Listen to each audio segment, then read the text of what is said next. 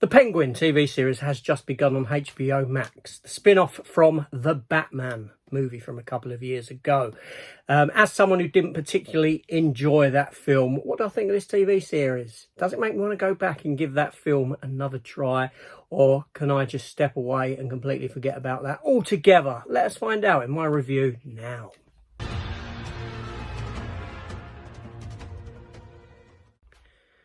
So welcome back to the channel, everyone. Welcome to my review for The Penguin, episode 1, titled After Hours. I'm going to give you a little plot breakdown, and then I'll give you my thoughts on this episode as a whole. So let's get into it. So this episode here, it begins about a week after the events of the end of The Batman. Carmine Falcone has been assassinated, and this causes a power vacuum in Gotham. The seawall has collapsed, resulting in the deaths of many people. And this has further implications in the plot as well.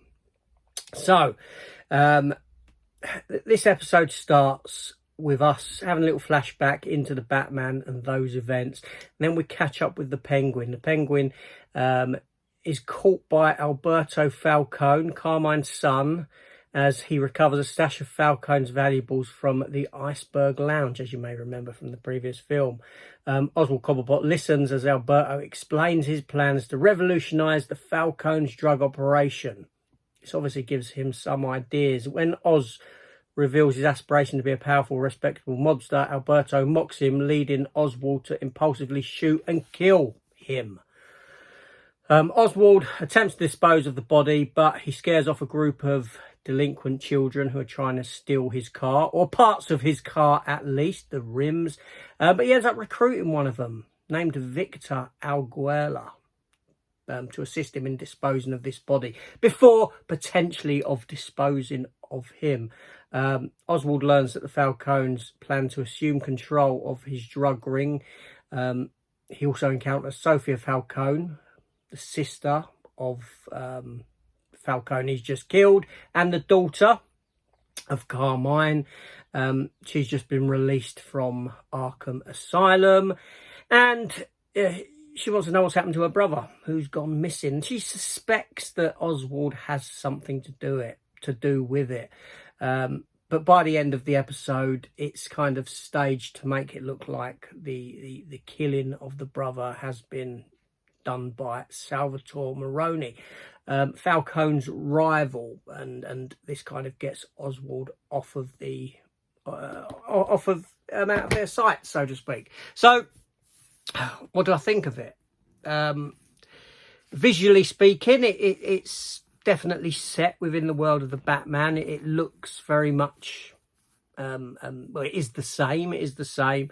The makeup on Oswald Cobblepot, fantastic. The acting by Colin Farrell is phenomenal. He's fantastic in this role. That cannot be denied.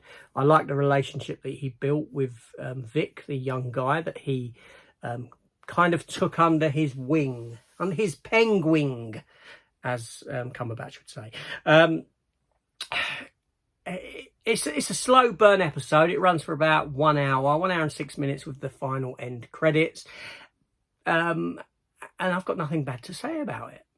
I really enjoyed it, primarily down to the performances therein. There's such subtlety and nuance in the performance given by Colin Farrell, as well as the actress that plays Carmine Falcone's daughter. They're kind of the opposite side of two coins, in a sense, in that Oswald Cobblepot is kind of brash, and it kind of keeps you on edge as to what he's going to do, what his next reaction will be. Is this kid safe? Isn't this kid safe with him? This sort of thing. Whereas the acting from the Falcone daughter, I forget the character's name, is far more subdued, in that she's very calm, but there's something there behind, something untrustworthy behind the eyes, so to speak. The story, like I said, it's a slow burn episode, but it gives you a lot. It gives you a lot of narrative, a lot of backstory, a lot of depth into these characters and into the world. And you know what? It's really good. I would go so far as to say, well, I enjoyed this. I enjoyed this character study of Oswald Cobblepot in this first episode, and I'd go so far to say that yes, I prefer it more than the Batman movie that I have a wealth of problems with. Colin Farrell and his performance wasn't one of them therein.